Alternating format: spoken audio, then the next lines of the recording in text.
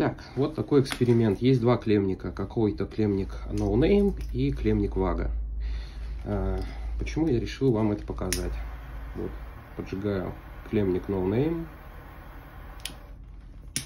поджигаю клеммник Vaga. Ну, по времени примерно я одинаково их плавил. Что мы видим? Вот тепловизор. То есть клеммник не Vaga продолжает гореть. Клеммник Vaga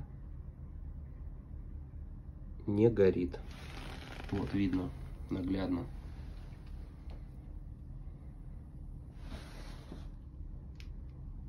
Остывает, продолжает горение, при этом 200 градусов поддерживает.